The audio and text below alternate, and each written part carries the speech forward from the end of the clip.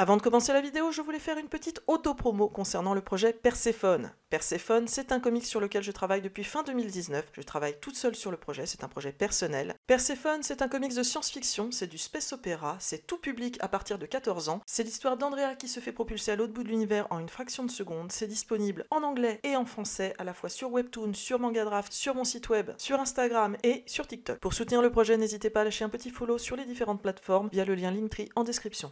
Merci d'avance.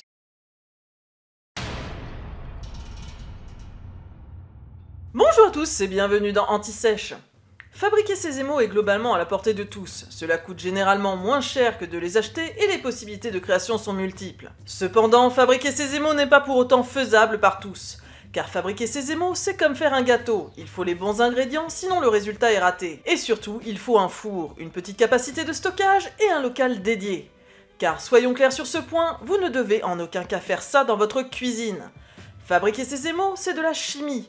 Tout comme faire un gâteau en fait. Sauf qu'en pâtisserie, la réaction chimique entre une goutte de citron et le bicarbonate de sodium ne vous empoisonnera pas, contrairement à beaucoup de produits que l'on utilise pour faire des émaux. Avant d'aller plus loin, je vais faire un petit disclaimer après avoir vu un de mes élèves, adultes, le faire. On ne renifle pas les oxydes et les poudres pour voir s'ils ont une odeur. Ça n'a pas d'odeur, c'est pas fait pour. C'est aussi neutre que de la farine, justement pour pas qu'on aille mettre son nez dedans. Ce n'est pas pour rien que sur certains pots il y a marqué qu'il faut porter des gants et parfois même un masque quand on les utilise. Ne faites pas ça. Cela vaut pour tous les produits dans un atelier. Bref, chaque émail a sa recette et l'on peut facilement en trouver sur internet. Les recettes sont écrites soit en mol, soit en pourcentage. Ceci étant dit, je ne parlerai qu'en pourcentage, car cette vidéo s'adresse tout de même à des débutants et nous ne rentrerons pas de fait dans les détails de la chimie et nous ne sommes pas là non plus pour faire des calculs mathématiques.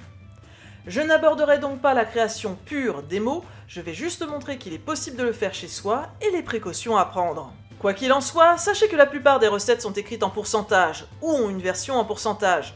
D'ailleurs, si vous tombez sur une recette sans aucune indication de grammage, sachez que c'est du pourcentage. Si vous souhaitez faire quelques émaux, commencez par regarder ce qu'il vous faut pour éviter d'acheter n'importe quoi. Et faites attention à ce qui est indiqué.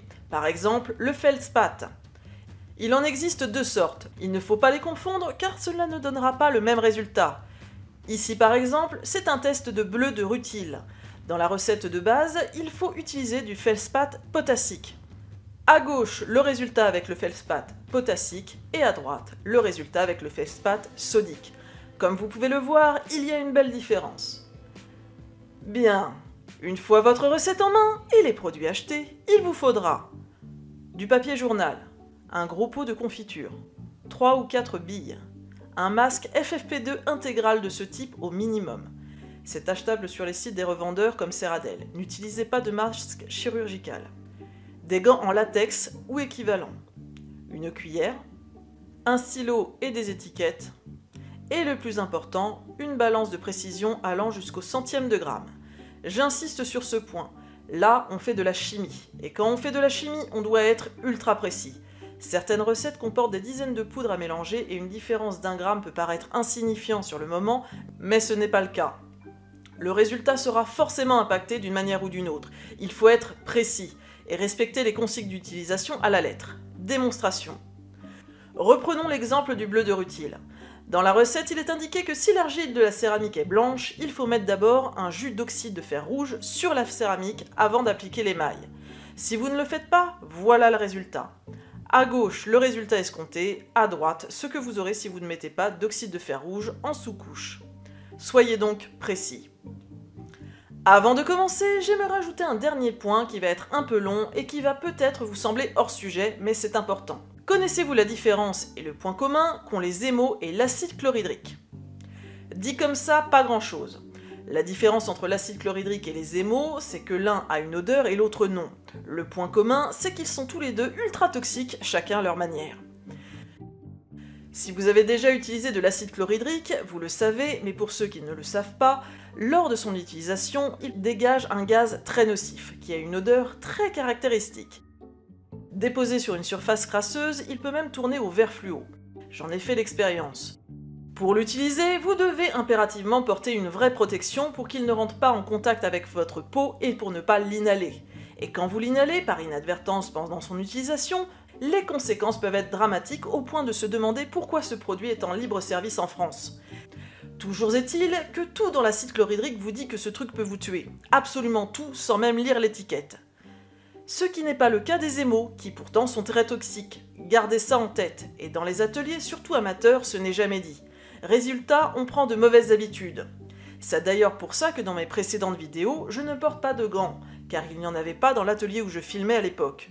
Pourtant, sur les pots, c'est parfaitement indiqué, comme celui-ci. Certes, la poudre que vous avez entre les mains ressemble à de la farine, parfois colorée, cela paraît inoffensif, mais ça ne l'est pas. Attention aux émaux contenant du plomb ou du cadmium qui ne sont pas utilisables pour des céramiques alimentaires. Par exemple, certains émaux contiennent de la silice, et les poussières de silice cristalline peuvent induire une irritation des yeux, des voies respiratoires, des bronchites chroniques et une fibrose pulmonaire irréversible nommée silicose dans des cas extrêmes. Dans un autre genre, utilisés à main nue, les oxydes peuvent passer par les pores de la peau et passer dans le système sanguin.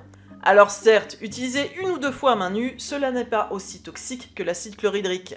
Mais utiliser tous les jours pendant plusieurs années, cela peut vous tuer, ou vous causer des dégâts à long terme, tout comme l'acide chlorhydrique. Donc, protégez-vous, et ayez toujours au minimum des gants en latex quand vous utilisez les émaux, que ce soit pour la fabrication ou l'utilisation. Et faites en sorte de ne pas respirer les vapeurs d'émail quand vous mélangez les émaux avec de l'eau, et encore plus si vous en faites tout un seau.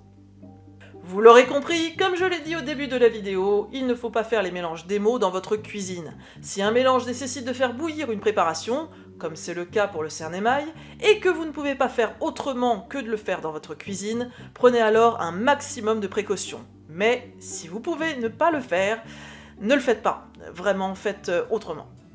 Du coup, mettez un masque, mettez des gants, et c'est parti. On prend le strict nécessaire. Installez le tout sur votre papier journal, car si vous en mettez à côté, vous pourrez plus facilement le récupérer. Ensuite, il suffit de peser chaque élément très précisément, en les prenant dans l'ordre pour éviter de se tromper. Pour une couverte grès, la recette se présente comme ceci. 40% de feldspath potassique, aussi appelé orthose, 30% de quartz, aussi appelé silice, 20% de craie, 10% de kaolin.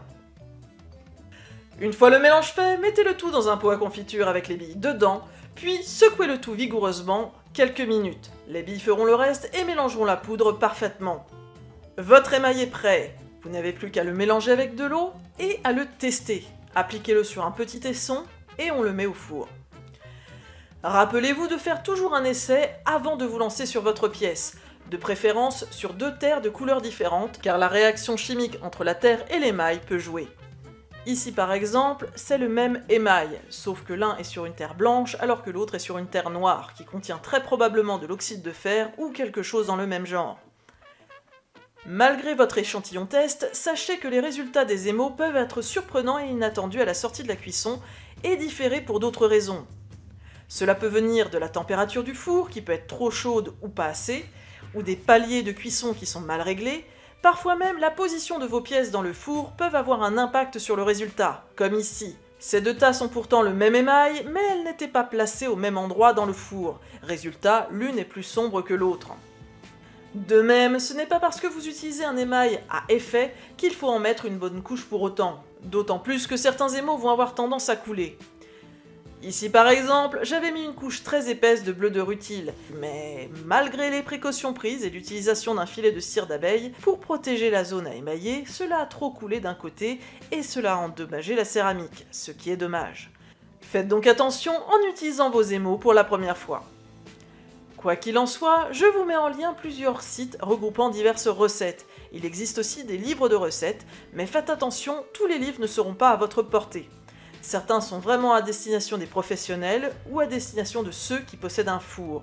Comme celui-ci par exemple, c'est juste un gros dictionnaire de recettes, il y a plein d'informations en tout genre dedans, il est parfait pour un pro, mais il n'y a aucune image, il faut tout tester. Préférez donc des livres un peu plus légers et visuels pour commencer. Rappelez-vous aussi qu'il y a une différence entre le grès, la porcelaine et la faïence, donc attention en faisant vos recettes que le palier de cuisson corresponde à votre argile. Je sais que je me répète tout le temps là-dessus, mais c'est important. N'hésitez pas à aller voir ma dernière vidéo sur le sujet, si ce n'est pas déjà fait. Et dans le cas où vous vous demanderiez où trouver toutes les poudres nécessaires à la fabrication de vos émaux, sachez que certains revendeurs en vendent, d'autres non. Il faut donc chercher un peu, mais c'est généralement trouvable. Voilà, ce sera tout pour aujourd'hui. Sur ce, n'oubliez pas de liker, de vous abonner, mais également que pour toute sculpture sans modèle vivant, la clé c'est d'observer, de photographier, puis de sculpter. À la prochaine, ciao!